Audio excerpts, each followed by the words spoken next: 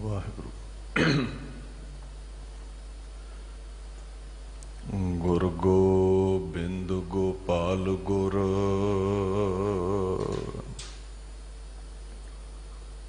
गुरपूरन नारायण है।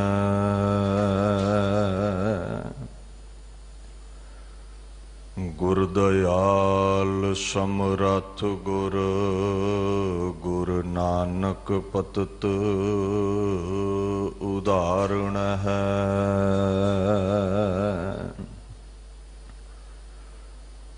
बाणी गुरु गुरु है बाणी विच बाणी अमृत सारे। गुरबाणी कहे सेवक जन मानै परतख गुरु निस्तारे।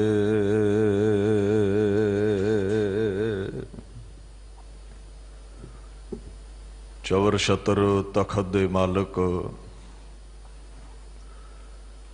साहिब श्री गुरु ग्रंथ साहिब जी दी पवित्र हजूरी विच सुभाएमान गुरु स्वरूप गुरु प्यारी खालसा साध संगत जी फतेह प्रवान करो। वाहिगुरु जी का खालसा वाहिगुरु जी की फतेह। धन धन श्री गुरु हरकृष्ण साहिब सच्चे पातशाह जी दे पवित्र स्थान गुरुद्वारा श्री बंगला साहिब विखे आप सरबत संगतां हाजरीन हो। बड़े प्रेम सहित सिंह साहब ज्ञानी रणजीत सिंह हुणा ने तुर्की बाणी दा फरमान आप संगतां नूं सरवण करवाया है। जिथे आप संगतां रोज़ श्री गुरु ग्रंथ साहिब पातशाह जी दी पाक बाणी दी लड़ीवार कथा राही विचार सरवण करते हो, उत्थे ही सिख जगत का जिहड़ा होर साहित्य है इतिहास है गुरमुखा महापुरुषों की बाणी है उहदी विचार भी समय समय ते आप संगतां दे सन्मुख कथावाचक रखते ने। दिल्ली सिख गुरुद्वारा प्रबंधक कमेटी वालों धर्म प्रचार कमेटी वालों ये विशेष उपराला किया गया है जो सिख जगत की जो खालसा पंथ की नितनेम की मर्यादा है जप जाप सवैये चौपी आनंद जो खंडे की पाक पहल समय उचारियां जांदियां बाणियां ने जप जाप सवैये चौपी आनंद। इन्हां दे विचों गुरु गोबिंद सिंह पातशाह जी दी पाक बाणी चौपई साहिब दी व्याख्या अज आप संगत दे सन्मुख रखनी है। आओ बाणी दी विचार दे नाल जुड़ के समय नूं जीवन नूं सफला करिए। गुरु ग्रंथ साहिब पातशाह दा फरमान है हर हर नाम कथा नित सुनिए। अकाल पुरख दी उपमा दे जिहड़े बोल ने जो उसदी कीर्ति दी कथा है विचार है कहंदे अगर कोई सुन लैंदा है जीवन विच वसा लैंदा है मिल सत संगत हर गुण गाए जग भौजल दुत्र तरिया जियो। संगत विच बैठ के कथा विचारां सुनन दे नाल जीवन विच बदला आउंदा है। ये जो दुखां दा सागर है संसार ये सुखाला कहंदे तर जाईदा है। रोग सोग ये बाणी दी कथा विचार मिटा दिंदी है। गुरु गोबिंद सिंह साहिब सच्चे पातशाह उस अकाल पुरख दी पाक जोत दे 10वें जामे ने, जिस दा पहला जामा श्री गुरु नानक देव महाराज सन। अकाल पुरख दियां अगम्मी अजमतां लैके महाराज प्रगट होए। गुरु नानक तो गुरु गोबिंद सिंह 10 जामे पातशाह ने बदले। अकाल पुरख दे नाम दा होका दिता, सच नूं प्रचंड कीता, बुलंद कीता, अगियान नूं मिटा के विकारां दे बंधन कटने कीते। बलियो चिराग अंधार मह, सब कल उदरी एक नाम धर्म, प्रगट सगल हर भवन मह, जन नानक गुर पार ब्रह्म। अकाल पुरख दी अगम्मी ताकत, अकाल पुरख दा स्वरूप लैके गुरु नानक साहब प्रगट होए। ज्ञान दे नाल दुनिया नूं रचनाया है, और गुरु दी ये ताकत है, बाणी दा फरमान है, सतगुर दाता मुक्त कराए। तैनू रोग ने तन दा विषा है, सोग ने मन दा विषा है, डिप्रैशन आदि चिंतावां, प्रतख 84 लख जूना दा गेड़, जां कोई गुलामी दे बंधन ने। गुरु हर बंधन तो मुक्ति दिवाउण वाला है। गुरु ग्रैंड्स लिबरेशन, निजात दिवाउण वाला है। सो महाराज ने मनुखता विकारां दी गुलाम सी, अज्ञानता दे लोक गुलाम सन। इस गुलामी दे अंधकार नूं दूर करन लई, गुलामी दे अज्ञानता दे संगलां नूं कट्टण दे लई ज्ञान दी तलवार बख्शी गुरु नानक पातशाह ने, गुरु अर्जन साहिब ने। पाक प्रेम रसी बाणी गुरु ग्रंथ साहिब दी बख्शी। गुरु गोबिंद सिंह पातशाह दे समय अज्ञान दे अंधकार नालों राजसी अंधकार ज़्यादा सी। राजसी लोग अत्याचार ज़्यादा करते सन। लोग जुल्म करन वाले हुक्मरानां दे गुलाम सन। इस गुलाम फिजा दे अंदर पातशाह ने जानिया भी ज्ञान दी तलवार दे नाल हुण खेड नहीं चलनी, हुण लोह खड़ग चाहिदी है। राजसी धक्के दे खिलाफ तलवार उठाउणी पवेगी। हुण जिहड़े लोग सदियां तो गुलाम ने,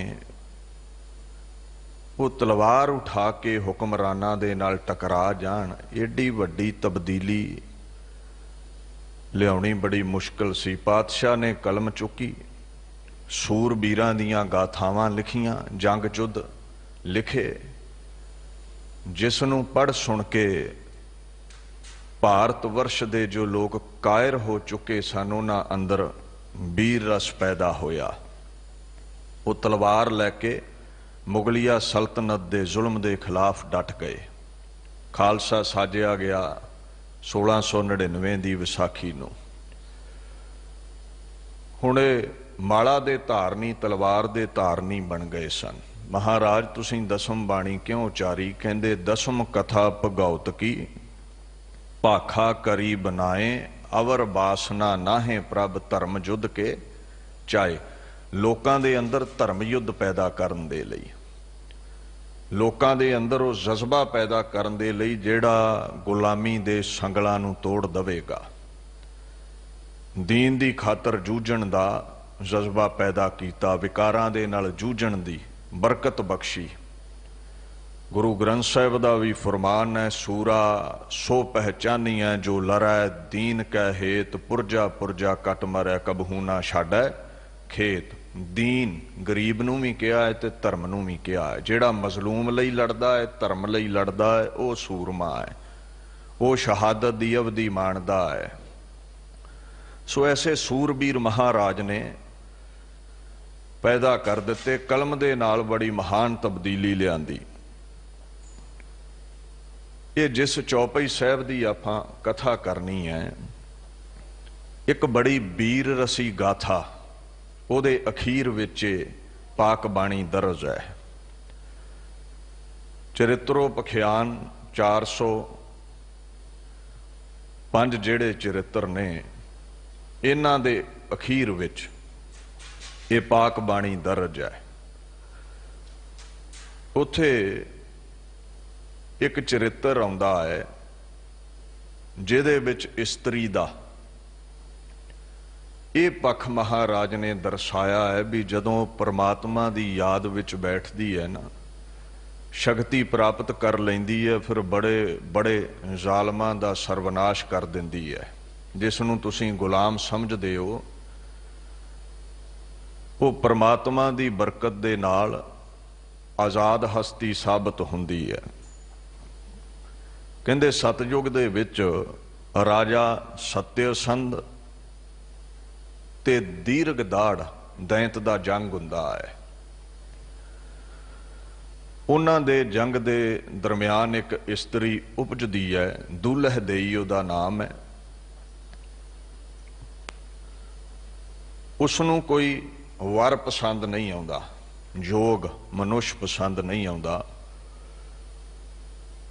ਉਹ ਇਬਾਦਤ ਕਰਦੀ ਹੈ, ਬੰਦਗੀ ਕਰਦੀ ਹੈ। ਕਹਿੰਦੇ ਦੁਰਗਾ ਦੇਵੀ ਪ੍ਰਗਟ ਹੋ ਕੇ ਦੁਲਹ ਦੇਈ ਨੂੰ ਵਰ ਦਿੰਦੀ ਹੈ ਵੀ ਤੈਨੂੰ ਅਕਾਲ ਵਰੇਗਾ, ਪਰਮਾਤਮਾ ਵਰੇਗਾ। ਕਹਿੰਦੇ ਉਸ ਰਾਤ ਅਕਾਲ ਪੁਰਖ ਨੇ ਦੁਲਹ ਦੇਈ ਦੇ ਸੁਪਨੇ ਵਿੱਚ ਆ ਕੇ ਦਿਦਾਰੇ ਬਖਸ਼ੇ ਅਤੇ ਇੱਕ ਗੱਲ ਕਹੀ ਵੀ ਸਵਾਸ ਵੀਰਿਆ, ਦਾਨਵ ਬੜਾ ਪਾਪ ਕਰ ਰਿਹਾ ਹੈ, ਤੂੰ ਉਹਦਾ ਵੱਧ ਕਰ ਤੇ ਮੈਂ ਤੇਰੇ ਨਾਲ ਵਿਵਾਹ ਕਰਾਂਗਾ, ਤੇਰੇ ਸਿਰ ਦਾ ਸਾਈਂ ਬਣਾਂਗਾ। ਹੁਣ ਕਲਗੀਧਰ ਪਾਤਸ਼ਾਹ ਕਹਿੰਦੇ ਨੇ ਸਵਾਸ ਵੀਰਿਆ ਦੈਂਤ ਦੇ ਨਾਲ ਦੁਲਹ ਦੇਈ ਦਾ ਯੁੱਧ ਹੁੰਦਾ ਹੈ, ਥੱਕ ਜਾਂਦੀ ਹੈ, ਬੜਾ ਜ਼ੋਰਾਵਰ ਸੀ ਉਹ ਦੈਂਤ। ਅਖੀਰ ਜਦੋਂ ਕੋਈ ਜ਼ੋਰ ਨਹੀਂ ਚੱਲਦਾ, ਥੱਕ ਹਾਰ ਕੇ ਅਕਾਲ ਪੁਰਖ ਨੂੰ ਯਾਦ ਕਰਦੀ ਹੈ, ਰੱਖਿਆ ਦੇ ਬਾਬਤ ਬੇਨਤੀਆਂ ਕਰਦੀ ਹੈ ਤੇ ਅਕਾਲ ਪੁਰਖ ਫਿਰ ਪ੍ਰਗਟ ਹੋ ਗਏ, ਸਵਾਸ ਵੀਰਿਆ ਦੈਂਤ ਦੀ ਫੌਜ ਦਾ ਤੇ ਉਸ ਦਾ ਸੰਘਾਰ ਕਰਦੇ ਨੇ। ਸੋ ਇੱਥੇ ਇੱਕ ਪੰਕਤੀ ਆਉਂਦੀ ਹੈ, ਪੁਨਰਾ ਸ਼ਸਕਾ ਕਾਟਾ ਸੀਸਾ ਸ੍ਰੀ ਅਸਕੇਤ ਜਗਤ ਕੇ ਈਸਾ। ਮਹਾਰਾਜ ਗੁਰੂ ਗੋਬਿੰਦ ਸਿੰਘ ਕਹਿੰਦੇ ਫਿਰ ਉਹ ਅਕਾਲ ਪੁਰਖ ਪ੍ਰਗਟ ਹੋ ਕੇ ਰਾਖਸ਼ ਦਾ ਸਿਰ ਕੱਟਦੇ ਨੇ। ਉਹ ਕੌਣ ਨੇ? ਸ੍ਰੀ ਅਸਕੇਤ ਜਗਤ ਕੇ ਈਸਾ। ਇਹਦੀ ਵਿਆਖਿਆ ਵੀ ਕਈ ਵਾਰ ਗਲਤ ਕਰ ਦਿੱਤੀ ਜਾਂਦੀ ਹੈ। ਭੋਲੇ ਭਾਲੇ ਵੀਰਾਂ ਨੂੰ ਜਾਲ ਵਿੱਚ ਫਸਾਉਣ ਲਈ ਕਈ ਪ੍ਰੀਸਟ ਕਹਿ ਦਿੰਦੇ ਨੇ, ਨਹੀਂ, ਅਸਕੇਤ। ਅਸ ਕਹਿੰਦੇ ਨੇ ਤਲਵਾਰ ਨੂੰ ਤੇ ਕੇਤ ਕਹਿੰਦੇ ਨੇ ਨਿਸ਼ਾਨ ਨੂੰ, ਝੰਡੇ ਨੂੰ, ਧਵਜ ਨੂੰ। ਇੱਥੇ ਈਸਾ ਕੌਣ ਹੈ? ਕਹਿੰਦੇ ਜਿਹਦਾ ਧਵਜ ਤਲਵਾਰ ਹੈ, ਖੜਗ ਹੈ, ਜੋ ਜੰਗ ਲੜਦਾ ਹੈ। ਹੁਣ ਜੀਸਸ ਕ੍ਰਾਈਸਟ ਤੇ ਕੋਈ ਜੰਗ ਲੜੇ ਨਹੀਂ। ਭਾਵ ਅਕਾਲ ਪੁਰਖ ਜੋ ਗਿਆਨ ਦੀ ਖੜਗ ਨਾਲ ਅਗਿਆਨ ਦਾ ਖਾਤਮਾ ਕਰਦਾ ਹੈ ਤੇ ਪ੍ਰਤੱਖ ਜਦੋਂ ਦੁਸ਼ਮਣ ਘੇਰਾ ਪਾ ਲੈਂਦੇ ਨੇ ਉਸ ਨੂੰ ਯਾਦ ਕਰੋ, ਤੁਹਾਨੂੰ ਐਸਾ ਬਾਹੂਬਲ ਬਖਸ਼ਦਾ ਹੈ, ਤੁਸੀਂ ਅਸ ਲੈ ਕੇ ਤਲਵਾਰ ਲੈ ਕੇ ਦੁਸ਼ਮਣਾਂ ਦਾ ਖੁਰਾ ਖੋਜ ਮਿਟਾ ਦਿੰਦੇ ਹੋ।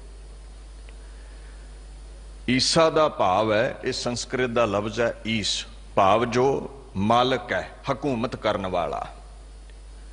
ਇੱਥੇ ਮੈਰੀ ਦੇ ਲਖਤੇ ਜਿਗਰ ਜੀਸਸ ਕ੍ਰਾਈਸਟ ਦੀ ਗੱਲ ਨਹੀਂ ਹੈ। ਠੀਕ ਹੈ, ਉਹ ਮਹਾਪੁਰਸ਼ ਹੋਏ ਨੇ ਈਸਾਈ ਮਤ ਦੇ ਬੜੇ ਵੱਡੇ, ਪਰ ਇੱਥੇ ਈਸਾ ਤੋਂ ਭਾਵ ਹੈ ਅਕਾਲ ਪੁਰਖ, ਦੁਨੀਆ ਦਾ ਮਾਲਕ, ਜਿਹਦੇ ਬਾਰੇ ਗੁਰੂ ਗ੍ਰੰਥ ਸਾਹਿਬ ਕਹਿੰਦੇ ਨੇ ਧਰਣੀਧਰ ਈਸ ਨਰਸਿੰਘ ਨਾਰਾਇਣ। ਕਹਿੰਦੇ ਉਹ ਅਕਾਲ ਪੁਰਖ ਜਿਹੜਾ ਧਰਤੀ ਨੂੰ ਧਾਰਨੇ ਵਾਲਾ ਹੈ, ਕਦੇ ਨਰਸਿੰਘ ਨੂੰ ਬਰਕਤਾਂ ਦੇ ਕੇ ਦੁਨੀਆ ਤੇ ਕਲਦਾ ਹੈ, ਕਦੇ ਵਿਸ਼ਨੂੰ ਜੀ ਦੇ ਅਵਤਾਰਾਂ ਨੂੰ ਬਰਕਤਾਂ ਦੇ ਕੇ ਦੁਨੀਆ ਤੇ ਕਲਦਾ ਹੈ। ਜਗਦੀਸ਼ ਈਸ ਗੋਪਾਲ ਮਾਧੋ ਗੁਣ ਗੋਵਿੰਦ ਵਿਚਾਰੀ ਹੈ। ਜੋ ਜਗਤ ਦਾ ਈਸ਼ਵਰ ਹੈ, ਗੋਪਾਲ, ਗੋ ਧਰਤੀ ਪਾਲ, ਪਾਲਣ ਵਾਲਾ, ਉਹ परमात्मा जो पृथ्वी का पालक है। ਕਹਿੰਦੇ ਉਹਦੇ ਗੀਤ ਗਾਇਆ ਕਰੋ। ਬਿਨਵੰਤ ਨਾਨਕ ਮਿਲ ਸੰਗ ਸਾਧੂ ਦਿਨ ਸਰੈਣ, ਚਿਤਾਰੀ ਹੈ ਸਾਧੂਆਂ ਦੀ ਸੰਗਤ 'ਚ ਬਹਿ ਕੇ ਉਹਨੂੰ ਚੇਤੇ ਕਰਿਆ ਕਰੋ। ਸੋ ਜਗਤ ਦੇ ਈਸ਼ਵਰ ਨੂੰ ਈਸਾ ਕਿਹਾ ਹੈ, ਅਕਾਲ ਪੁਰਖ ਨੂੰ। ਹੁਣ ਈਸਾਈ ਮਤ ਜੀਸਸ ਕ੍ਰਾਈਸਟ ਬਾਬਤ ਕਹਿੰਦੇ ਨੇ he is the only son of God, ਉਹਨੂੰ ਰੱਬ ਦਾ ਪੁੱਤਰ ਕਹਿੰਦੇ ਨੇ। ਸੋ ਸਾਰੇ ਮਹਾਂਪੁਰਸ਼ ਰੱਬ ਦੇ ਹੀ ਪੁੱਤਰ ਨੇ, ਪਰ ਇੱਥੇ ਰੱਬ ਦੀ ਗੱਲ ਹੋ ਰਹੀ ਹੈ। ਈਸਾ ਈਸ਼ਵਰ ਜੋ ਜੀਸਸ ਕ੍ਰਾਈਸਟ ਦੇ ਵੀ ਪਿਤਾ ਨੇ, ਸਾਰੇ ਮਹਾਂਪੁਰਸ਼ਾਂ ਦੇ ਪਿਤਾ ਨੇ, ਅਕਾਲ ਪੁਰਖ। ਉਹ ਜਦੋਂ ਅਕਾਲ ਪੁਰਖ ਨੇ ਦੈਂਤ ਦਾ ਸਵਾਸ ਵੀਰੇ ਦਾ ਸਿਰ ਲਾਇਆ ਨਾ, ਤੇ ਦੇਵਤਿਆਂ ਨੇ ਜੈ ਜੈਕਾਰ ਕੀਤੀ। ਹੁਣ ਮਹਾਰਾਜ ਉਸ ਪ੍ਰਸੰਗ ਦੇ ਅਖੀਰ ਵਿੱਚ ਇਹ ਚੌਪਈ ਬਾਣੀ ਲਿਖਦੇ ਨੇ। ਹੁਣ ਅਖੀਰ ਵਿੱਚ ਲਿਖਣ ਦਾ ਮਤਲਬ ਇਹ ਹੈ, ਮਨੁੱਖਤਾ ਨੂੰ ਉਪਦੇਸ਼ ਦਿੰਦੇ ਨੇ। ਵੇਖੋ ਇਸਤਰੀ ਨੂੰ ਲੋਕ ਪੈਰ ਦੀ ਜੁੱਤੀ ਸਮਝਦੇ ਸਨ, ਗੁਲਾਮ ਸਮਝਦੇ ਸਨ। ਜਿਸ ਦਿਨ ਅਕਾਲ ਪੁਰਖ ਦੀ ਇਬਾਦਤ ਕਰਕੇ ਬਰਕਤਾਂ ਹਾਸਲ ਕੀਤੀਆਂ, ਬੜੇ ਬੜੇ ਦੈਂਤਾਂ ਨਾਲ ਟਕਰਾ ਗਈ। ਹੁਣ ਇੱਥੇ ਇਸਤਰੀ ਤੋਂ ਭਾਵ ਸਾਡੀ ਬੁੱਧੀ ਵੀ ਹੈ, ਜੋ ਵਿਕਾਰ ਰੂਪੀ ਦੈਂਤਾਂ ਨਾਲ ਟਕਰਾ ਸਕਦੀ ਹੈ ਅਗਰ ਅਕਾਲ ਪੁਰਖ ਗਿਆਨ ਬਖਸ਼ੇ ਤੇ। ਕਾਮ ਕ੍ਰੋਧ ਲੋਭ ਮੋਹ ਦੈਂਤ ਨੇ। ਦੂਸਰਾ ਪੱਖ ਪ੍ਰਤੱਖ ਸਥੂਲ ਸਰੀਰ। ਤੈਨੂੰ ਕੋਈ ਪੈਰਾਂ ਦੀ ਜੁੱਤੀ ਆਖੇ, ਗੁਲਾਮ ਆਖੇ, ਅਕਾਲ ਪੁਰਖ ਦਾ ਨਾਮ ਧਿਆ, ਐਸੀ ਬਰਕਤ ਦੇਵੇਗਾ ਕਿ ਦੂਲਾ ਦੇਵੀ ਦੀ ਨਿਆਈ ਤੂੰ ਦੁਸ਼ਮਣਾਂ ਦਾ ਖੁਰਾ ਖੋਜ ਮਿਟਾ ਸਕਦਾ ਹੈ, ਬੜੀਆਂ ਬੜੀਆਂ ਮੁਸੀਬਤਾਂ ਨਾਲ ਟਕਰਾ ਸਕਦਾ ਹੈ, ਗੁਲਾਮੀ ਦੇ ਸੰਗਲ ਤੋੜ ਸਕਦਾ ਹੈ। ਸੋ ਕਹਿੰਦੇ ਦੂਲਾ ਦੇਈ ਦੀ ਨਿਆਈ ਰੱਖਿਆ ਬਾਬਤ ਅਕਾਲ ਪੁਰਖ ਅੱਗੇ ਬੇਨਤੀਆਂ ਕਰਿਆ ਕਰੋ, ਤੁਹਾਡੀ ਰੱਖਿਆ ਕਰੇਗਾ। ਹੁਣ ਜਿਵੇਂ ਗੁਰੂ ਗ੍ਰੰਥ ਸਾਹਿਬ ਦੇ ਪਾਕ ਬੋਲ ਨੇ, ਰੱਖਿਆ ਕਰੋ ਗੁਸਾਈ ਮੇਰੇ, ਮੈਂ ਨਾਮ ਤੇਰਾ ਆਧਾਰ। ਐ ਅਕਾਲ ਪੁਰਖ ਮੇਰੀ ਰੱਖਿਆ ਕਰ, ਰੋਗਾਂ ਤੋਂ, ਸੋਗਾਂ ਤੋਂ, ਵਿਕਾਰਾਂ ਤੋਂ, ਦੁਸ਼ਮਣਾਂ ਤੋਂ। ਤੇਰਾ ਨਾਮ ਹੀ ਮੇਰੇ ਜੀਵਨ ਦਾ ਆਧਾਰ ਹੈ, ਆਸਰਾ ਹੈ। ਤੇ ਫਿਰ ਪੁੱਛੋ ਗੁਰੂ ਗ੍ਰੰਥ ਸਾਹਿਬ ਨੂੰ, ਜਦੋਂ ਰੱਖਿਆ ਲਈ ਬੇਨਤੀ ਕਰੀਏ ਤੇ ਫਿਰ ਕੀ ਹੁੰਦਾ ਹੈ? ਕਹਿੰਦੇ ਆਦ ਮਦ ਅਰ ਅੰਤ ਪਰਮੇਸ਼ਰ ਰੱਖਿਆ। ਪਿੱਛੇ ਵੀ ਰੱਖਦਾ ਰਿਹਾ ਹੈ ਅਕਾਲ ਪੁਰਖ ਜੋ ਉਸ ਨੂੰ ਧਿਆਉਂਦੇ ਨੇ, ਅੱਜ ਵੀ ਪ੍ਰੈਜ਼ੈਂਟ ਵਿੱਚ ਵੀ ਰੱਖ ਰਿਹਾ ਹੈ, ਆਉਣ ਵਾਲੇ ਸਮੇਂ ਵਿੱਚ ਵੀ ਉਹ ਰੱਖਿਆ ਕਰੇਗਾ। ਸੋ ਉਹਨੂੰ ਧਿਆਇਆ ਕਰੋ। ਸਤਿਗੁਰ ਦਿੱਤਾ ਹਰ ਨਾਮ ਅੰਮ੍ਰਿਤ ਚਖਿਆ। ਧਿਆਉਣਾ ਕਿਵੇਂ ਹੈ? ਸਤਿਗੁਰ ਦੇ ਬਖਸ਼ੇ ਨਾਮ ਨੂੰ ਜਪਣਾ ਹੈ, ਅਕਾਲ ਪੁਰਖ ਨੂੰ ਯਾਦ ਕਰੋ, ਉਹ ਪ੍ਰਗਟ ਹੋਵੇਗਾ, ਉਹ ਰੱਖਿਆ ਕਰੇਗਾ। ਇੱਥੇ ਤੇ ਹੈ ਬਾਹਰੀ ਦੁਸ਼ਮਣਾਂ ਦੀ ਗੱਲ, ਕਿਉਂਕਿ ਗੁਲਾਮ ਸਨ ਲੋਕ, ਮੁਗਲ ਜ਼ੁਲਮ ਕਰਦੇ ਸਨ ਗੁਲਾਮੀ ਦੇ। ਇਹਨਾਂ ਬੰਧਨਾਂ ਤੋਂ ਨਿਜਾਤ ਲਈ ਤਲਵਾਰ ਚੁੱਕਣੀ ਹੈ। ਜੇ ਨਹੀਂ ਚੁੱਕਣ ਦੇ ਕਾਬਲ, ਅਕਾਲ ਪੁਰਖ ਅੱਗੇ ਬੇਨਤੀ ਕਰ, ਤੈਨੂੰ ਸ਼ਕਤੀ ਬਖਸ਼ੇ, ਤੂੰ ਦੁਸ਼ਮਣਾਂ ਨਾਲ ਟਕਰਾ ਜਾਵੇਂ ਤੇ ਮੁਕਤੀ ਪਾਵੇਂ। ਹੁਣ ਇਹ ਦੂਸਰਾ ਪੱਖ, ਜਿਹੜੇ ਅੰਦਰ ਦੁਸ਼ਮਣ ਨੇ, ਜਿਹੜੇ ਅੰਦਰ ਵਿਕਾਰ ਨੇ, ਜਿਨ੍ਹਾਂ ਨਾਲ ਮਨ ਯੁੱਧ ਲੜਦਾ ਹੈ, ਕਾਮ ਕ੍ਰੋਧ ਲੋਭ ਮੋਹ ਹੰਕਾਰ। ਹੁਣ ਚੌਪਈ ਸਾਹਿਬ 405 ਚਰਿਤਰਾਂ ਦੇ ਅਖੀਰ ਵਿੱਚ ਦਰਜ ਹੈ, ਜਿਸ ਰਚਨਾ ਨੂੰ ਚਰਿਤਰੋਪਖਿਆਨ ਕਹਿੰਦੇ ਨੇ। ਚਰਿੱਤਰ ਕੀ ਹੁੰਦਾ ਹੈ? ਆਚਾਰ, ਕਰੈਕਟਰ, ਹਾਲ, ਵਿਰਤਾਂਤ, ਬੰਦੇ ਦਾ ਆਚਰਣ। ਪਾਖਿਆਨ ਸੰਸਕ੍ਰਿਤ ਦਾ ਲਫ਼ਜ਼ ਹੈ ਉਪਾਖਿਆਨ। ਕਥਾ ਨੂੰ, ਕਹਾਣੀ ਨੂੰ ਕਹਿੰਦੇ ਨੇ, ਕਥਾ ਦੇ ਪ੍ਰਸੰਗ ਨੂੰ ਕਹਿੰਦੇ ਨੇ। ਕੋਈ ਸਮਝਾਉਣ ਲਈ ਜੋ ਕਹਾਣੀ ਸੁਣਾਈ ਜਾਂਦੀ ਹੈ, ਉਸ ਨੂੰ ਉਪਾਖਿਆਨ ਕਹਿ ਦਿੰਦੇ ਨੇ। ਹੁਣ ਇੱਕ ਦਸਮ ਗ੍ਰੰਥ ਦਾ ਭਾਗ ਹੈ ਜਿਸ ਨੂੰ ਚਰਿਤਰੋਪਖਿਆਨ ਕਹਿੰਦੇ ਹਾਂ। ਇਹ ਇਸਤਰੀ ਅਤੇ ਪੁਰਸ਼ ਦੀ ਕਾਮ ਵਾਸ਼ਨਾ ਬਾਬਤ ਚਾਨਣਾ ਪਾਉਂਦਾ ਹੈ। ਕਿਵੇਂ ਕਾਮ ਵਾਸ਼ਨਾ ਵਿੱਚ ਇਸਤਰੀ ਅਤੇ ਪੁਰਸ਼ ਅੰਨੇ ਹੋ ਕੇ ਛਲ ਕਪਟ ਭਰਿਆ ਜੀਵਨ ਬਤੀਤ ਕਰਦੇ ਨੇ। ਸੋ ਐਸੀਆਂ ਕਥਾ ਕਹਾਣੀਆਂ ਪ੍ਰਸੰਗ ਨੇ ਉੱਥੇ। ਚਰਿੱਤਰਵਾਨ ਅਤੇ ਚਰਿੱਤਰਹੀਣ ਦੋਵੇਂ ਪੱਖ ਨੇ ਇਸਤਰੀ ਅਤੇ ਪੁਰਸ਼ ਦੇ। ਤੇ ਕਿਵੇਂ ਕਾਮ ਵਾਸ਼ਨਾ ਦੀ ਨਦੀ ਵਿੱਚ ਚਰਿੱਤਰਹੀਨ ਮਰਦ ਅਤੇ ਔਰਤਾਂ ਵਹਿ ਜਾਂਦੇ ਨੇ, ਜੀਵਨ ਉਹਨਾਂ ਦਾ ਗਰਕ ਹੁੰਦਾ ਹੈ। ਉਹਨਾਂ ਦਾ ਖੁਰਾ ਖੋਜ ਮਿਟਦਾ ਹੈ। ਕੁਝ ਐਸਾ ਜ਼ਿਕਰ ਹੈ ਉਹਨਾਂ ਕਹਾਣੀਆਂ ਦੇ ਵਿੱਚ ਜਿੱਥੇ ਅਖੀਰ ਤੇ ਚੌਪਈ ਸਾਹਿਬ ਰੱਖੀ ਹੈ ਵੀ ਵਿਕਾਰਾਂ ਤੋਂ ਰੱਖਿਆ ਹੋ ਸਕੇ ਚੌਪਈ ਪੜ੍ਹਿਆ ਕਰ, ਬੇਨਤੀ ਕਰਿਆ ਕਰ। ਇਹਨਾਂ ਕਹਾਣੀਆਂ ਦੇ ਵਿੱਚ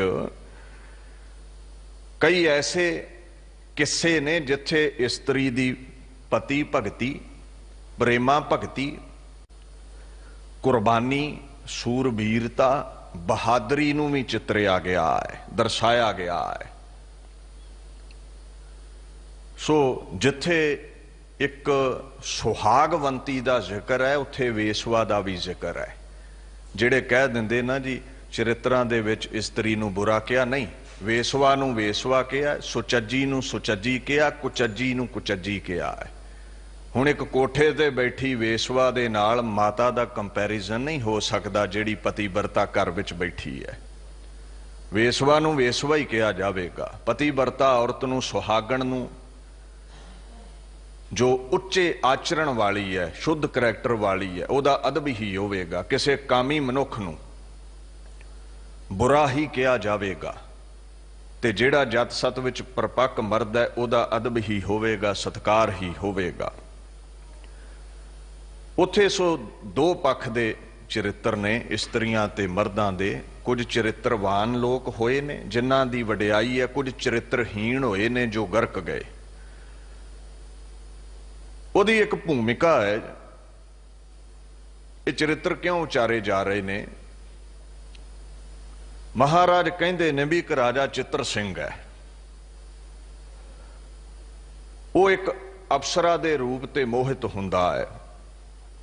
ਉਹਦਾ ਸੁੰਦਰ ਰੂਪ ਵੇਖ ਕੇ ਅਪਸਰਾ ਮੋਹਿਤ ਹੁੰਦੀ ਹੈ। ਵਿਆਹ ਹੁੰਦਾ ਹੈ, ਇੱਕ ਬੱਚਾ ਪੈਦਾ ਹੁੰਦਾ ਹੈ ਜਿਹਦਾ ਨਾਂ ਹਨੂਮੰਤ ਸਿੰਘ ਹੈ। ਬੜਾ ਸੁੰਦਰ ਹੈ ਉਹ। ਹੁਣ ਰਾਜਿਆਂ ਦਾ ਸੁਭਾਅ ਹੈ, ਇੱਕ ਇਸਤਰੀ ਦੇ ਪੱਖ ਵਿੱਚ ਉਹ ਜਤ ਸਤ ਕਾਇਮ ਨਹੀਂ ਰੱਖਦੇ, ਕਈ ਵਿਆਹ ਕਰ ਲੈਂਦੇ ਨੇ। ਉਹ ਰਾਜੇ ਨੇ ਨਵਾਂ ਵਿਆਹ ਕਰਾਇਆ, ਰਾਣੀ ਚਿੱਤਰਮਤੀ ਵਿਆਹ ਕੇ ਲਿਆਇਆ। ਰਾਜਾ ਬਜ਼ੁਰਗ ਸੀ। ਰਾਜੇ ਦੇ ਲਖਤੇ ਜਿਗਰ ਹਨੂਮੰਤ ਸਿੰਘ ਤੇ ਉਹਦਾ ਮਨ ਆ ਗਿਆ। ਉਹ ਹਨੂਮੰਤ ਸਿੰਘ ਨੂੰ ਚਿੱਤਰਮਤੀ ਕਹਿੰਦੀ ਮੇਰਾ ਸੰਗ ਕਰ। ਉਹ ਕਹਿੰਦਾ ਨਹੀਂ, ਤੂੰ ਧਰਮ ਦੀ ਮਾਤਾ ਹੈ, ਚਾਹੇ ਤੂੰ ਮਤਰੇਈ ਹੈ, ਤੂੰ ਮੇਰੇ ਧਰਮ ਦੀ ਮਾਤਾ ਹੈ, ਮੈਂ ਇਹ ਗੁਨਾਹ ਨਹੀਂ ਕਰ ਸਕਦਾ। ਗੁੱਸਾ ਖਾ ਕੇ ਉਹ ਆਪਣੇ ਸਿਰ ਦੇ ਸਾਈਂ ਨੂੰ, ਰਾਜਾ ਚਿੱਤਰ ਸਿੰਘ ਨੂੰ ਸ਼ਿਕਾਇਤ ਕਰਦੀ ਹੈ ਵੀ ਤੇਰਾ ਬੱਚਾ ਮੇਰੀ ਪੱਤ ਲੁੱਟਣ ਪਿਆ ਹੈ। ਉਹ ਗੁੱਸੇ ਵਿੱਚ ਆ ਕੇ ਮੌਤ ਦਾ ਫੁਰਮਾਨ ਜਾਰੀ ਕਰਦਾ ਹੈ।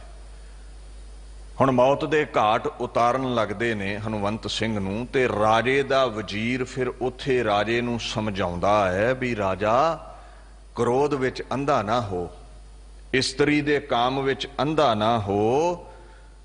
ਇਹ ਇਸਤਰੀਆਂ ਮਰਦਾਂ ਦੇ ਕੁਝ ਐਸੇ ਚਰਿੱਤਰ ਨੇ, ਕਾਮ ਵਾਸ਼ਨਾ ਵਿੱਚ ਬੰਦਾ ਕਈ ਗਲਤ ਕਦਮ ਚੁੱਕ ਬੈਠਦਾ ਹੈ, ਅਨਰਥ ਕਰ ਬੈਠਦਾ ਹੈ। ਤੈਨੂੰ ਮੈਂ ਕਪਟ ਭਰੇ ਜੀਵਨ ਦੇ ਕੁਝ ਚਰਿੱਤਰ ਸੁਣਾਉਂਦਾ ਹਾਂ, ਕੁਝ ਚੰਗੇ ਵਾਕ ਤੇਰੇ ਨਾਲ ਸਾਂਝੇ ਕਰਦਾ ਹਾਂ, ਕੁਝ ਚਰਿੱਤਰਵਾਨ ਲੋਕਾਂ ਦੀਆਂ ਬਾਤਾਂ ਪਾਉਂਦਾ ਹਾਂ, ਕੁਝ ਚਰਿੱਤਰਹੀਣ ਲੋਕਾਂ ਦੀਆਂ ਬਾਤਾਂ ਪਾਉਂਦਾ ਹਾਂ। ਸੋ ਇਹ ਕਹਾਣੀਆਂ ਸੁਣਾ ਕੇ ਉਹ ਯਤਨ ਕਰਦਾ ਹੈ ਵੀ ਰਾਜਕੁਮਾਰ ਦੀ ਜਾਨ ਬਚ ਜਾਵੇ।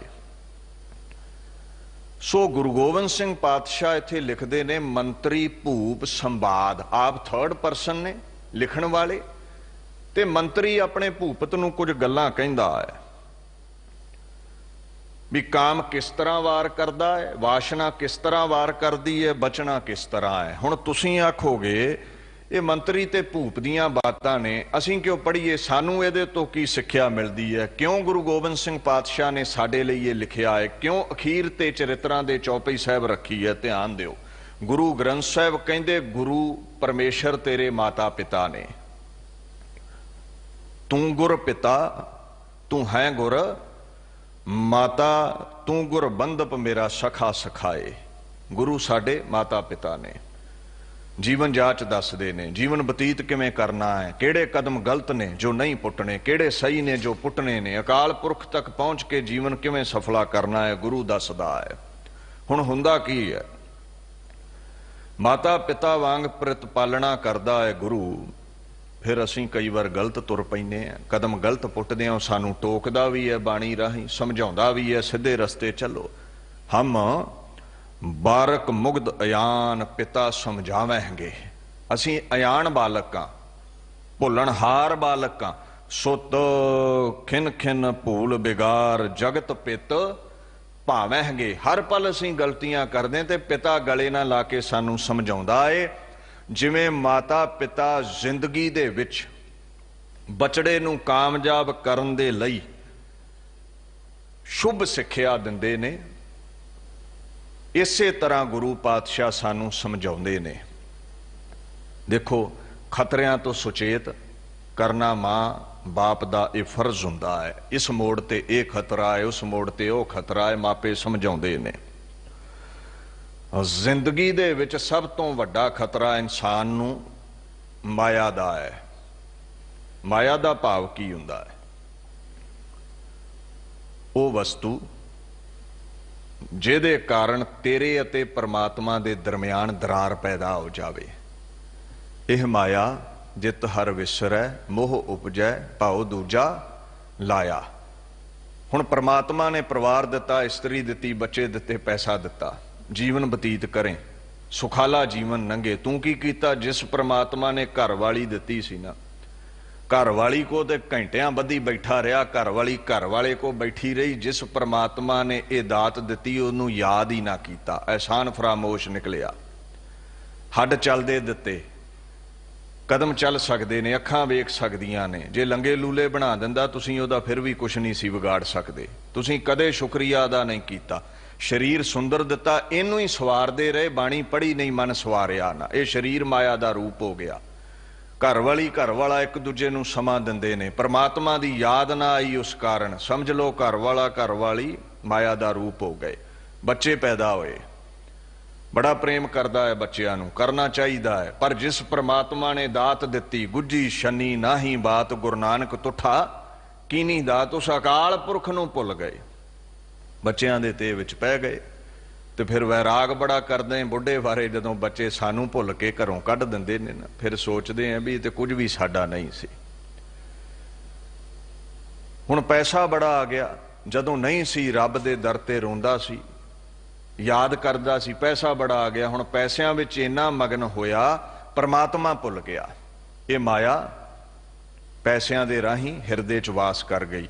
सो तुहाडे ते खुदा दे दरमियान जिहड़ी भी कंध है उसनूं माया कहा है। जे परिवार दे माया दे बच्चिਆਂ दे हुंदियां भी काल पुरख ना भुले तो फिर परिवार माया पैसा ये ओ डबाउण वाली माया दा रूप नहीं ने। ते जे परिवार पैसा ये सब कुछ तुहाडे ते रब दे दरमियान एक दीवार बनता है तो समझ लो ये सारे माया दा रूप ने। सो दुनिया विच माया दे हल्ले तो बचना, हमले तो बचना, किस तरह दे नाल माया हमले करदी है, इहदे बाबत अपने लखते जिगर बच्चियां नूं गुरु सुचेत करदे ने। काम क्रोध लोभ मोह हंकार दे हमले तो बचना है। मोह माया विच लग के परमात्मा दी याद भुलेगी। जो परमात्मा नूं भुलदा है परमात्मा फिर उस तो दूरी कर लैंदा है। फिर 84 लख जून दा गेड़ पैंदा है। निरंकार तो दूरी संसार दे नेड़े लिआउंदी है। फिर संसार विच ही रहना पैंदा है। कई जूना ने कई जन्म भए कीट पतंगा, कई जन्म गा जमीन कुरंगा, लख 84 जौन परमाया। हुण रब नूं याद करांगे ते रब दे नेड़े जावांगे, पर असीं याद नहीं करते। हुण बाणी समझाउंदी है, गुरु ग्रंथ साहिब दे बोल ने, बिखै बाच हर राच समझ मन बौरा रे, निरपै होए ना हर भजे मन बौरा रे, गहियो ना राम जहाज। विखियां नूं विकारां नूं वाचना कर, किवें काम क्रोध लोभ मोह हंकार तैनूं गुलाम बना रहे ने। फूक फूक के कहंदे कदम रख, मोह माया तो बच। महाराज कहंदे ने जे मोह माया विच माया दे हथ आ गया, परमात्मा दे नाम दा जहाज छुट जाना है। पदार्थां दा मोह पैदा हो गया, संसार दा मोह पैदा हो गया, माया दा गुलाम हो गया, निरंकार विसर गया। कहंदे फिर 84 लख जून पवेगी। इस दुनिया ते ही भटक भटक के आउणा पवेगा, रहना पवेगा। जम्मण मरण दे ਸਹਿਤ ਹੋਣਾ ਪਵੇਗਾ। ਸੋ ਮਾਤਾ ਪਿਤਾ ਸਮਝਾਉਂਦੇ ਨੇ ਹਰ ਪੱਖ ਤੋਂ। ਕਈ ਕਹਿ ਦਿੰਦੇ ਨੇ ਠੀਕ ਹੈ ਚਲੋ ਕਾਮ ਬਾਰੇ ਸਮਝਾਉਣਾ ਸੀ, ਪਰ ਕੁਝ ਸ਼ਬਦ ਬੜੇ ਅਸ਼ਲੀਲ ਵਰਤੇ ਨੇ ਚਰਿੱਤਰਾਂ ਦੇ ਵਿੱਚ। ਪਹਿਲੀ ਗੱਲ ਮੈਂ ਤੁਹਾਨੂੰ ਇਹ ਸਮਝਾ ਦੇਵਾਂ, ਅਸ਼ਲੀਲਤਾ ਬੰਦੇ ਦੇ ਅੰਦਰ ਹੁੰਦੀ ਹੈ, ਸ਼ਬਦਾਂ ਵਿੱਚ ਨਹੀਂ। ਹੁਣ ਇੱਕ ਮਾਂ ਬੱਚੇ ਨੂੰ ਦੁੱਧ ਪਿਆਉਂਦੀ ਹੈ ਛਾਤੀ ਨਾਲ ਲਾ ਕੇ, ਜਿਹਦਾ ਮਨ ਸਾਫ਼ ਹੈ ਉਹ ਵੇਖੇਗਾ, ਔਰ ਉਹ ਇਸ ਬੱਚੇ ਤੇ ਮਾਂ ਦੇ ਪ੍ਰੇਮ ਨੂੰ ਵੇਖ ਕੇ ਨਾ ਆਨੰਦਿਤ ਹੋਵੇਗਾ ਵੀ ਕੈਸਾ ਮੋਹ ਦਾ ਰਿਸ਼ਤਾ ਹੈ, ਕਿਸ ਤਰ੍ਹਾਂ ਮਾਂ ਬੱਚੇ ਦੀ ਪਰਵਰਿਸ਼ ਕਰਦੀ ਹੈ, ਆਪਣੇ ਲਹੂ ਨੂੰ ਦੁੱਧ ਬਣਾ ਕੇ ਬੱਚੇ ਨੂੰ ਪਿਆਉਂਦੀ ਹੈ। ਤੇ ਵਿਕਾਰੀ ਬੰਦਾ ਇੱਥੇ ਵੀ ਕਾਮ ਵਾਸ਼ਨਾ ਪੈਦਾ ਕਰੇਗਾ, ਮੈਲੀ ਨਿਗਾਹ ਨਾਲ ਵੇਖੇਗਾ। ਹੁਣ ਇੱਕ ਡਾਕਟਰ ਹੈ, ਇਸਤਰੀ ਨੂੰ ਵੇਖਦਾ ਹੈ, ਬੱਚੇ ਦਾ ਜਨਮ ਹੋਣਾ ਹੈ, ਸਾਰੀ ਉਹ ਜਨਮ ਲੈਣ ਦੀ ਕਿਰਿਆ ਨੂੰ ਹੱਥੀਂ ਅੰਜਾਮ ਦੇ ਰਿਹਾ ਹੈ ਡਾਕਟਰ। ਇਸਤਰੀ ਦੇ ਗੁਪਤ ਅੰਗ ਵੀ ਉਸਨੇ ਵੇਖ ਲਏ। ਹੁਣ ਲੋਕ ਇਸ ਗੱਲ ਨੂੰ ਸਮਝਦੇ ਨੇ ਵੀ ਡਾਕਟਰ ਦੀ ਇਹ ਡਿਊਟੀ ਹੈ, ਉਹਦੇ ਲਈ ਇੱਕ ਮਾਸ ਦਾ ਲੋਥੜਾ ਹੀ ਹੈ। ਤੇ ਵਿਕਾਰੀ ਬੰਦਾ ਰੌਲਾ ਪਾਵੇਗਾ ਜੀ ਇਹ ਗਲਤ ਹੈ, ਗੈਰ ਇਸਤਰੀ ਦੇ ਗੁਪਤ ਅੰਗਾਂ ਨੂੰ ਵੇਖਿਆ ਹੈ, ਡਾਕਟਰ ਨੇ ਗੁਨਾਹ ਕੀਤਾ ਹੈ। ਇਹ ਗੱਲ ਦਾ ਖਿਆਲ ਰੱਖੀ, ਡਾਕਟਰ ਦੇ ਜ਼ਿਹਨ 'ਚ ਮੈਲ ਨਹੀਂ ਸੀ, ਮੈਲ ਤੇਰੇ ਜ਼ਿਹਨ ਦੇ ਵਿੱਚ ਸੀ। ਲਫ਼ਜ਼ ਅਸ਼ਲੀਲ ਨਹੀਂ ਹੁੰਦੇ। ਜੇ ਇੰਨਾ ਹੀ ਅਸ਼ਲੀਲ ਹੈ ਇਹ ਕਾਮ ਦਾ ਵਿਸ਼ਾ, ਤੇ ਮੈਂ ਤੈਨੂੰ ਇਹ ਦੱਸ ਦਵਾਂ, ਇਸੇ ਮੂਤਰ ਧਾਮ ਤੋਂ ਤੇਰਾ ਆਗਾਜ਼ ਹੋਇਆ ਹੈ, ਤੇਰਾ ਜਨਮ ਹੋਇਆ ਹੈ। ਜੇ ਵਿਸ਼ਾ ਕਾਮ ਦਾ ਇਤਨਾ ਮੈਲਾ ਹੈ ਤੇ ਤੂੰ ਦੁਨੀਆ ਤੇ ਕੀ ਕਰਦਾ? ਜਾ ਕਿਤੇ ਡੁੱਬ ਮਰ ਭਾਈ, ਇੱਥੋਂ ਹੀ ਤੇ ਪੈਦਾ ਹੋਇਆ ਤੂੰ, ਇੱਥੋਂ ਹੀ ਤੇ ਸਾਧੂ ਸੰਤ ਪੈਦਾ ਹੋਏ ਨੇ, ਕੋਈ ਹੋਰ ਰਸਤਾ ਤੇ ਹੈ ਨਹੀਂ। ਸੋ ਇਸ ਗੱਲ ਦਾ ਖਿਆਲ ਰੱਖਿਓ, ਦੁਨੀਆ ਦੇ ਪੈਦਾ ਹੋਣ ਦਾ ਰਸਤਾ ਹੀ ਮਾਂ ਦਾ ਗਰਭ ਹੈ, ਇੱਥੋਂ ਹੀ ਦੁਨੀਆ ਦਾ ਆਗਾਜ਼ ਹੁੰਦਾ ਹੈ। ਸੋ ਕਿਉ ਮੰਦਾ ਆਖੀਐ ਜਿਤ ਜੰਮੈ ਰਾਜਾਨ। ਸੋ ਲਫ਼ਜ਼ ਉੱਥੇ ਵਰਤੇ ਜਿਨ੍ਹਾਂ ਤੇ ਕਿੰਤੂ ਪਰੰਤੂ ਕੀਤਾ ਜਾਂਦਾ ਹੈ। ਭਗ ਲਫ਼ਜ਼ ਹੈ, ਜਿੱਥੋਂ ਦੁਨੀਆ ਦਾ ਆਗਾਜ਼ ਹੁੰਦਾ ਹੈ, ਜਨਮ ਹੁੰਦਾ ਬੱਚੇ ਦਾ, ਜਿਹਨੂੰ ਜੋਨੀ ਵੀ ਕਹਿੰਦੇ ਹੋ। ਤੇ ਮਰਦ ਦਾ ਗੁਪਤ ਅੰਗ ਹੈ ਲਿੰਗ। ਦੇਖੋ ਮੈਂ ਸਿੱਧੀ ਗੱਲ ਸਮਝਾ ਦੇਵਾਂ, ਜਿਵੇਂ ਮਾਈ ਬਾਪ ਬੱਚਿਆਂ ਨੂੰ ਸਮਝਾਉਂਦੇ ਨੇ, ਗੁਰੂ ਹਰ ਵਿਸ਼ੇ ਤੋਂ ਸਾਨੂੰ ਸਮਝਾਉਂਦਾ ਹੈ। ਹੁਣ ਹੁੰਦਾ ਕੀ ਹੈ, ਗੁਰੂ ਗ੍ਰੰਥ ਸਾਹਿਬ ਪਾਤਸ਼ਾਹ ਦੇ ਵਿੱਚ ਵੀ ਇਹ ਲਫ਼ਜ਼ ਵਰਤੇ ਗਏ ਨੇ ਜੋ ਚਰਿੱਤਰਾਂ ਦੇ ਵਿੱਚ ਨੇ। ਇਹਨਾਂ ਤੋਂ ਬਚਣਾ ਔਖਾ ਹੈ, ਤਾਂ ਮਹਾਰਾਜ ਨੇ ਕਿਹਾ ਰੱਖਿਆ ਲਈ ਬੇਨਤੀ ਕਰੋ, ਵਿਕਾਰ ਕਿਤੇ ਤੈਨੂੰ ਢਾ ਨਾ ਲੈਣ। ਕੀ ਕਹਿਣਾ ਹੈ? ਹਮਰੀ ਕਰੋ ਹਾਹ ਦੇ ਰਸ਼ਾ। ਬਾਣੀ ਚ ਇੱਕ ਫਰਮਾਨ ਆਉਂਦਾ ਹੈ, ਅਵਰ ਮਰਤ ਮਾਇਆ ਮਨ ਤੋਲੈ ਤਉ ਭਗਮੁਖ ਜਨਮ ਵਿਗੋਇਆ। ਕਹਿੰਦੇ ਆ ਇਨਸਾਨ, ਤੂੰ ਗੈਰ ਇਸਤਰੀ ਦੇ ਮੋਹ ਵਿੱਚ ਜੀਵਨ ਬਤੀਤ ਕਰ ਲਿਆ। ਚਾਹੀਦਾ ਪਰਮਾਤਮਾ ਦਾ ਮੋਹ ਸੀ, ਗੀਤ ਪਰਮਾਤਮਾ ਦੇ ਤੈਨੂੰ ਗਾਉਣੇ ਚਾਹੀਦੇ ਸਨ,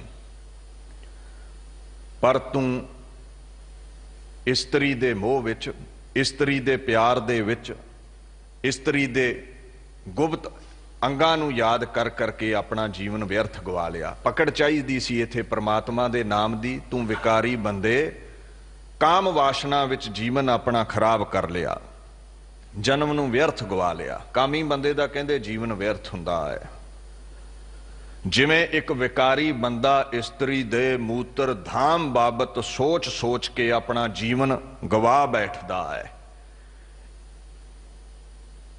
ਇਦਾਂ ਹੀ ਇਸਤਰੀ ਗੈਰ ਮਰਦ ਬਾਰੇ ਸੋਚ ਸੋਚ ਕੇ ਕਾਮੀ ਹੋਈ ਜੀਵਨ ਵਿਅਰਥ ਗਵਾ ਲੈਂਦੀ ਹੈ। ਕਹਿੰਦੇ ਸੋਚਣਾ ਹੈ, ਸਿਮਰਨਾ ਹੈ, ਤੇ ਅਕਾਲ ਪੁਰਖ ਨੂੰ ਸਿਮਰ, ਤੇਰਾ ਜੀਵਨ ਸਫਲਾ ਹੋਵੇ। ਇਹ 'ਚ ਕੋਈ ਦੋ ਰਹਿ ਨਹੀਂ, ਦੁਨੀਆ 'ਚ ਇਹੀ ਕੁਝ ਚੱਲਦਾ ਹੈ। ਲੱਖ ਤੁਸੀਂ ਕਾਮ ਵਾਸ਼ਨਾ ਨੂੰ ਛਪਾਓ, ਗੁਰੂ ਨਹੀਂ ਕੋਈ ਪਰਦਾ ਰੱਖਦਾ। ਹੋਵੈ ਲਿੰਗ ਝਿੰਗ ਨਾ ਹੋਵੈ ਐਸੀ ਕਹੀ ਹੈ ਸੂਰਤ। ਹੁਣ ਲਿੰਗ ਦਾ ਜ਼ਿਕਰ ਵੀ ਬਾਣੀ ਚਾਹੁੰਦਾ ਹੈ। ਹੁਣ ਧਿਆਨ ਦਿਓ ਇਸ ਗੱਲ ਵੱਲ।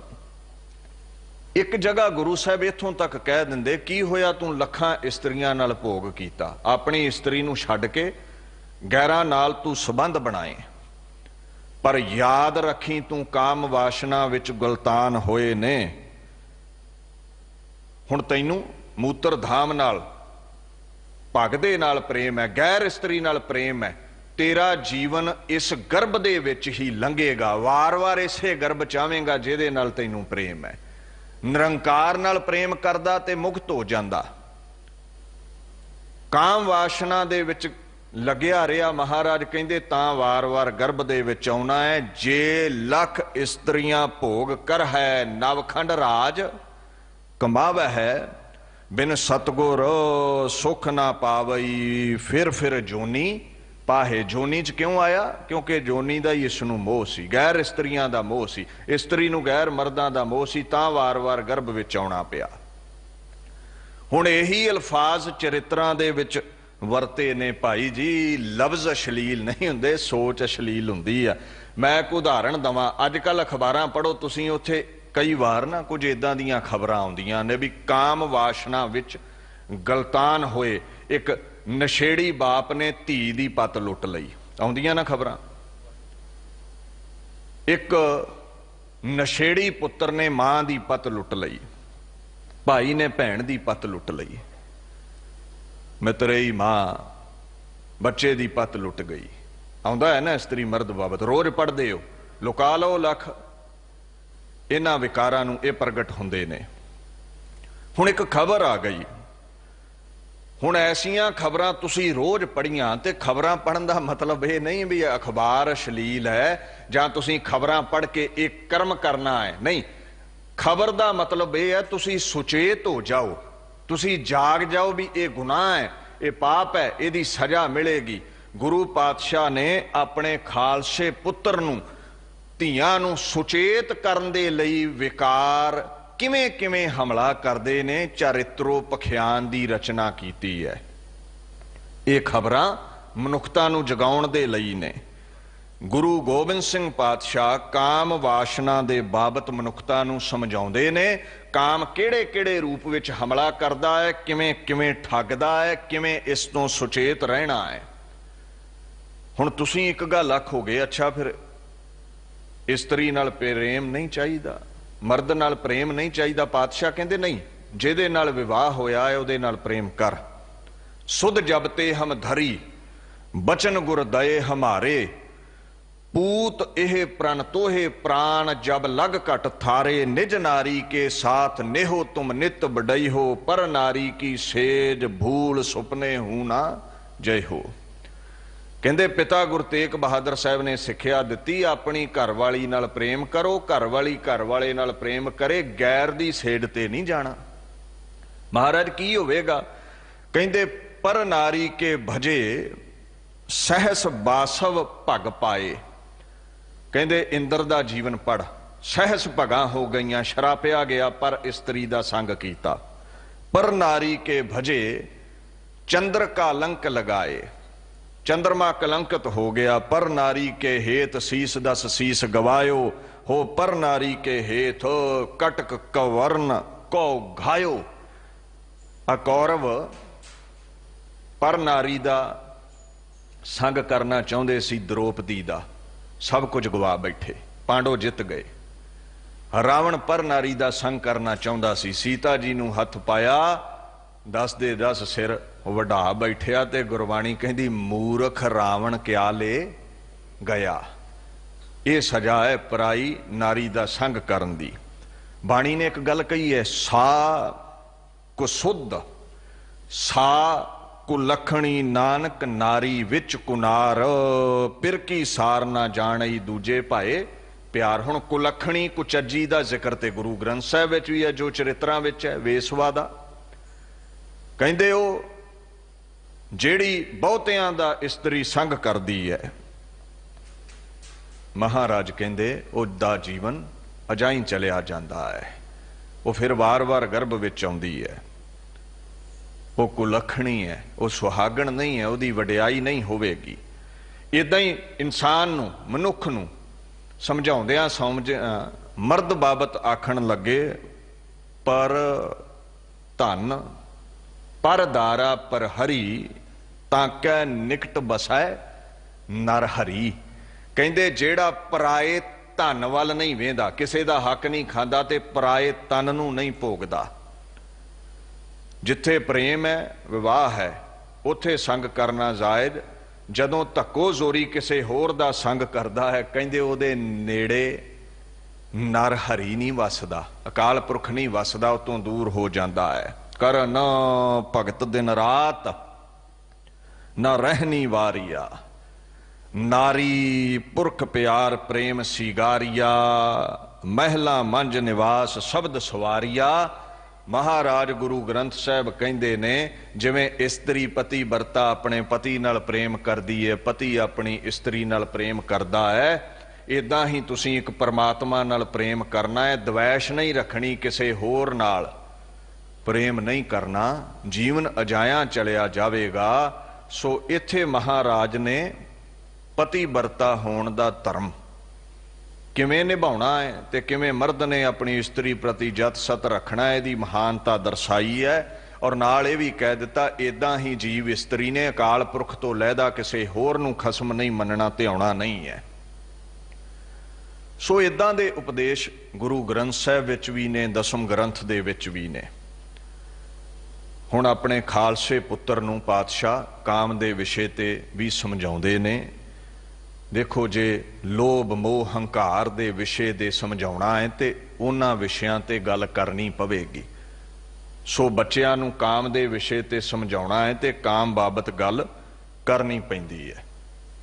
ਸੋ ਗੁਰੂ ਪਾਤਸ਼ਾਹ ਨੇ ਐਸੀਆਂ ਕਹਾਣੀਆਂ ਲਿਖੀਆਂ ਨੇ ਸਾਨੂੰ ਸਮਝਾਉਣ ਦੇ ਲਈ।